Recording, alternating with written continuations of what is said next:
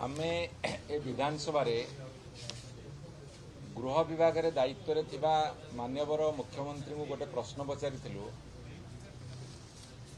2024 जून 12 तारिख परठू जेबेठू आपण सरकार दायित्व नेले महिला मानक उपरे केते संख्या रे को दफारे अत्याचार करा जायछि ताकू टिके सूचना दियंतु। गोटे सूचना आसीछि आपण से सूचना देखिले सारा भारत वर्ष रे ओडिशा रो मुंड तळुक हेजिवो। आपण देखिबे 2024 जून मासरू ए 2025 जुलाई शेष पर्यंत ए 14 मास भितर 37,611 अर्थात 38,000 महिला निर्यातन होती।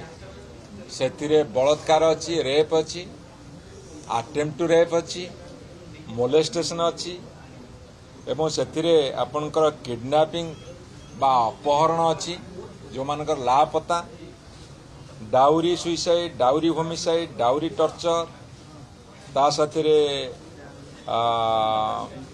एमती सबू हिसाब कर देखागला 37,000 अच्छी एवं रेप संख्या हूँ जो बलात्कार संख्या सेटा हूँ 3,000 माने 2,933 ये 14 मास भितर 3,000 रेप केस बर्तमान होती एवं ता साथी विभिन्न जगार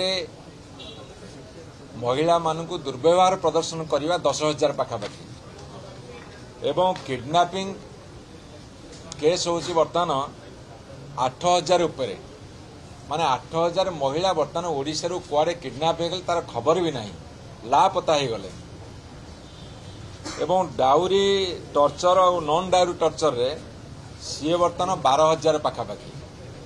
आपण देखंतु गोटे सरकार 14 मास भितर गोटे अलोड़ा एवं जो रेकर्ड सृष्टि कले सेटा ओडिशार मुंड तळुकु करदेला।